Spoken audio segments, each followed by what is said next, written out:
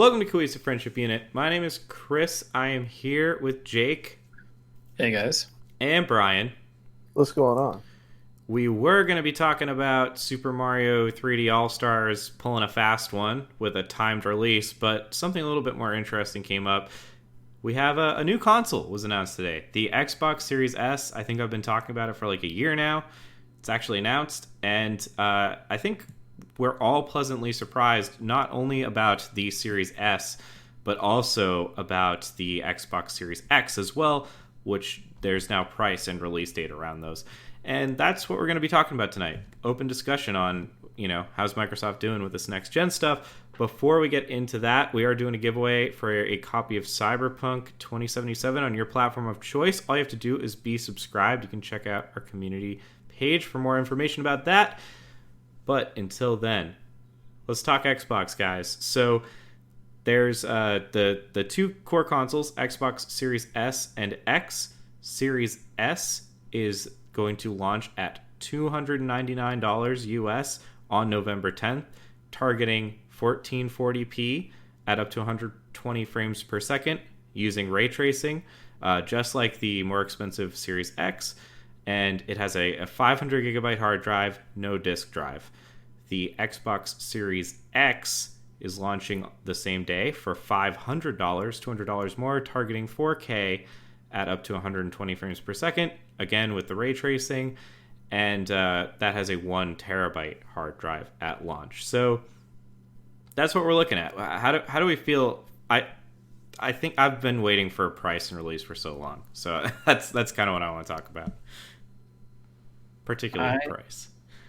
I can't even wrap my head around how they are selling this at such a low price. Like, they must be taking an exceptional loss on these consoles. What was it, last week, maybe 2 weeks ago, the GeForce RTX 3080 was announced at $700, and the Series X is targeting essentially the same specs for $500, $200 less than the graphics card alone. I'll disagree with you on that. I'll disagree with you on that. I think it's targeting closer to what a 3060 would be. But regardless, the 3070 is a $500 GPU. And like you said, that's the GPU alone. I mean, it's targeting 4K, 120. Yeah. Ray tracing. Like, you can't really get much better than that. Yeah, there's a lot extra in the 3080, but I see what you mean. You were talking like the target, like 4K and frame rate. That from that perspective, you're correct. Yeah, 100%. I was talking from like GPU performance. It's assumed it's going to be close to a 2080, which is presumably what a 3060 will be. But either way, like it's a lot of bang for your buck. I mean, you and I were guesstimating that it was going to be like 700 plus. Right. Yeah, they must be doing a lot of good stuff with their hardware, selling it at quite a loss. I don't know. It's hard to wrap my head around.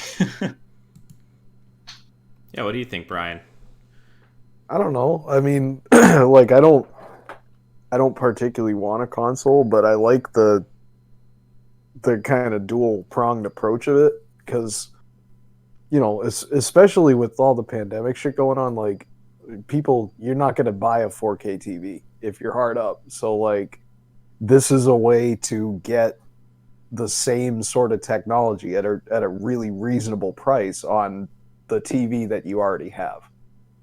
You know, if you want to go for the lower spec one, $300 is it's a reasonable amount of money, but it's not something that's unaffordable for a lot of people. And I think that if you're trying to make a big splash, pricing your hardware like this, especially now, is kind of smart, but you're really putting a lot on the line.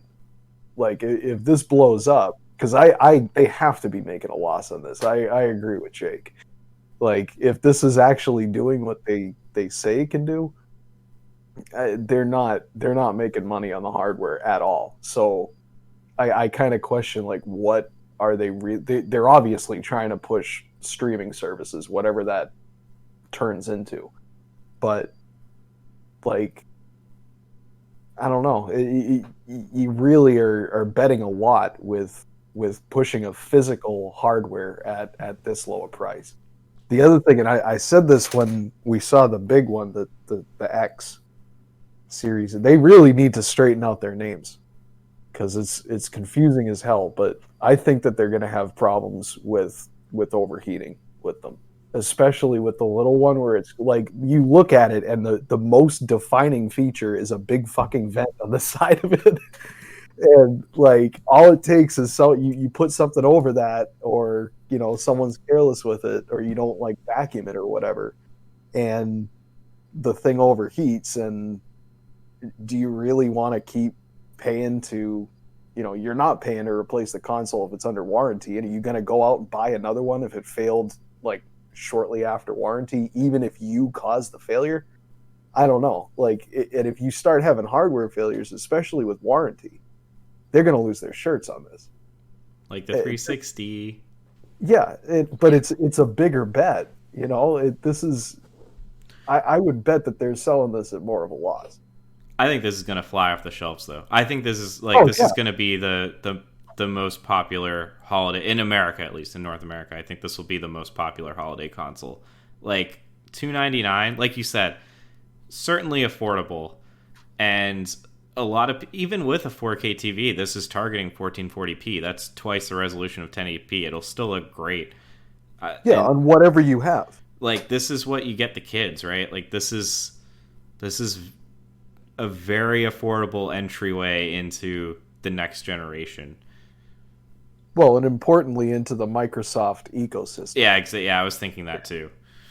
I think the lower end one is the most exciting out of all of them, because like, this is your cheapest entry into ray tracing possible. And that's the biggest thing that's going to hit gaming technology is ray tracing. And right now, the only option is to buy a 2080, which is a terrible option. The 3080, 3070 will hit for PC gamers, but at $300 for a full console with ray tracing at 1440p or 1440p on top of that, like that's enough to make me consider, do I just buy a mini Xbox so that I can get ray tracing and kind of leave my computer as is? Oof. I didn't watch the video. Does it have an optical drive, or is there's no optical drive. Yeah, I wanted to talk about some potential concerns, because I think optical drive mixed with this only having a 512 gigabyte SSD, that's not great. Oh. Well, you get USB, right? You can. Well, so these are something into it. they haven't discussed how that's going to work with backwards compatibility and all that, but part of the gimmick of the next generation is these super fast, super expensive SSDs, and the idea is that there's going to be like no load times in any of the games, no startup times, and you can switch between games instantly, which sounds great. But then you think, well, Red Dead or fucking Call of Duty Warzone, I think, is like 250 gigabytes or something. So you could have like many games. You could have like 2 or 3 next gen games on this. That's what hurts. But then they come in and say, hey, we have a product called, let's call it Game Shelf, and it's cloud storage, and we'll store all these games that you've purchased, and we'll offer you blazing fast downloads, so when you want to download them, it'll be like that, 10 minutes, and you can have that game swapped out, and it'll be just as good as having a DVD. It's going to be xCloud. I get, yeah. This definitely seems like it's wanting you to stream. Yeah. But at the same time, it's also seeming like it wants you to play locally. So when I was thinking about this console, I was thinking there was a possibility that it was going to be like $100 and it was just going to be an xCloud machine or something like this. And this seems to kind of be straddling the two. I don't know. 500 gig hard drive with no disk drive is rough to me. Yeah, that is. But if there's like USB out the back, I mean, load time is not the worst thing in the world. It sucks when you have a console that's not supposed to have any, but you get an external drive, plug it in the back. But I don't even know if that'll be compatible. Only because I know that for the PS5, they are restricting the types of drives you can use. Yeah, that's a good point. I know Xbox in the past has supported plugging in like mouse and keyboard, so hopefully they support such things, but I don't know. That's such a small hard drive. I don't know how they would not. Yeah, I don't know. It's gonna be interesting. 512 is not a lot, and Right. I don't know. Not having a disk drive is kind of shitty, I guess.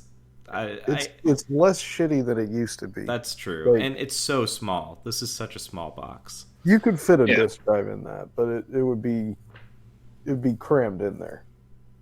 I mean, this thing is so small you could just plop it on your desk, Oh yeah, like, and just have it there as an extra thing. I mean, at $300, that's not a lot when it comes to consoles or gaming tech. Like, you could just plop it on your desk and use it whenever you want. Check out something on Game Pass, like when Halo comes out, just boot it on, download it, play that, uninstall it when you're done. Like, I don't know, it's such an accessible way to get into ray tracing, high graphics gaming.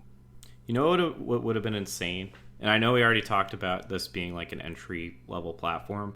It would have been nuts if they, well, maybe they will, if they sold a controllerless version for like $250. That would have been like stupid.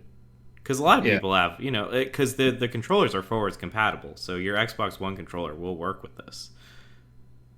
Yeah, like I think we all have controllers that would work with it. Yeah.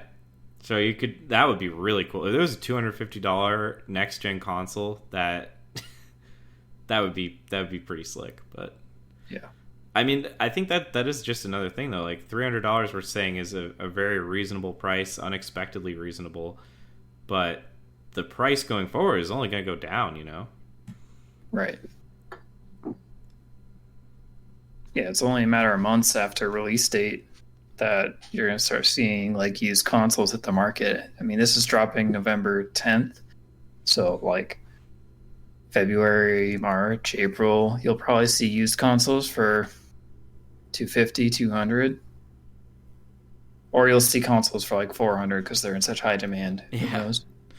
Yeah. Well, I guess then let's talk about the contrast between this and the Xbox Series X, which is $500. They're releasing the same day, and that is, I mean, in a lot of ways, it's the same thing except it has a disk drive, twice the capacity, and it's targeting 4K. But I don't know, like if if I didn't have a PC and I wanted to buy an Xbox, this is looking like a much better deal to me. The S over the X. Probably. Because at least you get a disk drive. Oh no, Oh. sorry, I meant the cheaper one. I would go the cheaper one. I think I'm trying to. Yeah. I would too. I'm sitting here on my desk doing some quick controller math here. So I built a small PC, which is a little under 15 liters, and the Series X looks like it's like one controller wide, three controllers high. That's smaller than the PC I have, and it's way more powerful. Well, not way more powerful. It's pretty close. And I spent a lot more than $500 on my PC. Yeah, but you also have a Makes PC. you think. I do have a PC, but like an Xbox is incredibly close to a PC. Let's be honest. I don't use my PC for much beyond browsing the internet and playing games. Yeah, but like, I the problem with consoles is you're stuck with what Microsoft decides.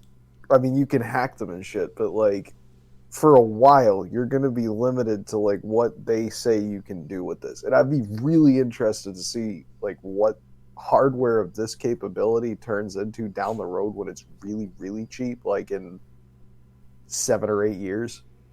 But like right now, you're stuck with Microsoft. And if I wouldn't buy the Xbox if I had $300 to put on a PC or $300 to put on an Xbox, I would buy the PC. And I think especially with the $500 one, I mean, I'm not I'm predisposed kind of against consoles, but like at $500, you could build a decent, even like previous gen or secondhand PC that you would be much happier with for a lot longer than buying that. Well, we could get into the PC versus console. Yeah, I don't want to go down that, but it's. But okay, they're selling against it. You can't deny that they are. It's not like necessarily like things used to be, where consoles in the U.S. pretty much had the video game market sewn up. Like, you can't ignore the fact that PCs, really capable PCs at a decent price point, exist. You just have to work to make it happen. Well, and at the same time, I'm sure there's a lot of people right now, because NVIDIA, like we said earlier, just had their conference last week, and they showed, it's a better graphics card for the same price, $500. They showed a better graphics card for sure than what will be the GPU for this. But I'm sure a lot of people with like older computers are thinking like, shit, do I want to put the $500 into a GPU, or do I want to just buy this really slick, really compact, really decent console? And like I said, we go down this hole forever, but I do have a question for you guys, just from a price standpoint. What would you buy? Would you buy a Switch, or would you buy this next gen Xbox? If you have $300 and you have to buy one or the other this holiday, what would you personally buy? This holiday, it would 100% be an Xbox. Okay. Especially because Nintendo has not come out with jack shit this whole year. Oof. Not that Xbox has come out with anything in years, but... No, but this is, tech-wise, this is so much better than a Switch. Yeah. And I don't use portable that much, to be honest. I would buy the Switch, because, I can't get that on my PC. This is something that I see, if you tried hard enough, you could duplicate everything that this does on a PC. Probably for more money. But the fact of the matter is that the Switch has stuff that you're not going to get on the PC. And if you get it on the PC, playing it on the PC is not going to be the same. It's like the hardware and the games are more closely tied with the Nintendo stuff, especially with the Switch. But this is if this is more mainstream, it's more mainstream appeal. But I think that market is kind of already filled by PCs. Well, that's the last thing I want to talk about, I guess, is ultimately who is the Xbox brand for anymore. Because, and we've been talking about this since the channel started, basically, how they've been making this shift, and who should be interested in this console. Because on the one hand, like Brian said, there really aren't any exclusives anymore for Xbox. Everything is coming to PC. And on the other hand, this is kind of seemingly less expensive for seemingly better hardware per size per dollar. It's very streamlined package, a very powerful package for a good price that you don't have to think about. And you could call this good, you could call this bad, but it does have all of those Microsoft niceties, if you want to call them that. You can get Game Pass, which you can also get on PC. You can get xCloud and stream and stuff like that. So who should be interested in this? And to me, this cheaper one is just like any kid who wants a console, basically. And the more expensive one, I guess, because I can't really think who would want the Series X right now. I'm more on Brian's side, where you should probably just, unless you don't want to have the hassle of building a PC, I would say just build a PC. But I am really into this cheaper one. Yeah. I mean, I would say this is for people that they want to have the performance, but they don't want to have to mess around. You don't want to have to figure out if the system will run it and work with getting things to work and even putting the whole thing together. You want to just plop it down, have your next generation graphics and everything right out of the box, just plug the wires in. I would say, who this is for. Yeah, and if you had an Xbox before and you're ready to upgrade to the next generation, maybe you'll get the X. I mean, if you're not interested in the X, then Series S is no brainer. If you were thinking, oh, maybe I don't want to do a console thing, maybe I'll hop over to PC, and then Microsoft comes out with this $300 console, I feel like that's a big sell to stay with Xbox. I mean, that's a drop in the bucket for most console gamers. It's like, what, 3, 4, maybe 5 games, and there you go. Well, the Xbox One, not the One X, the original Xbox One launched at $500. Like, yeah, so 300 is nothing for that crowd. So I think regular Xbox people are going to stay. I don't know if they're really going to convince any PlayStation people. I think the game lineup on PlayStation is still a lot stronger, but depending on that price point, $300 is really, really tempting. all right, let me ask that one last question then, just since we're playing hypotheticals here. Would you go with a I'm going to guess at the PlayStation 4's price. We don't have the price yet, but I assume it will not be $300. Sorry, PlayStation 5. Would you go for the $300 Xbox One or Xbox Series S, or would you go with the, I'm going to guess, $400 PlayStation 5, knowing that historically PlayStation or Sony has had much, much better exclusives? Or more robust library, I guess. I'd probably go PlayStation if I could afford it. Yeah. Yeah. If I was a console person, I would probably go PlayStation. Cool. Well, and this you're tied into the SSD. Yeah. So, it's fine if you're okay with that. It's fine, but PlayStation is going to be the same though. oh, it's not going to have an optical drive? They're No. going to have the same 2 options, essentially. Yeah. Well, so it seemed, I think it's been officially stated, there's one with an optical drive and one without an optical drive, but they are the same internal specs. So one is presumably going to be like $50 cheaper or something, but we don't actually know. Yeah, I mean, so I guess it's 6 in one, half dozen in the other then. But like, I don't know.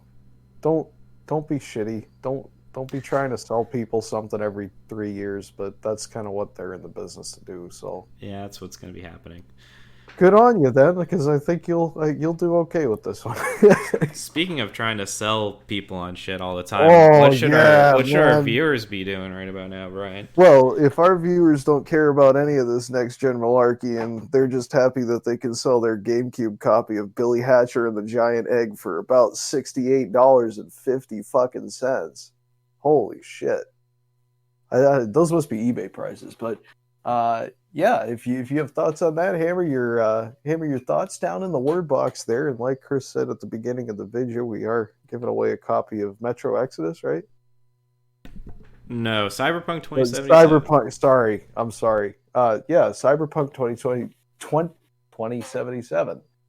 Yes. So you got to be subscribed if you want a chance to win that. So go ahead and click that subscribe button, because if you watch this far, you probably liked it. And smoke them if you got them, guys. That's all for me tonight, Chris. All right, thank you, Brian. Catch you guys next time.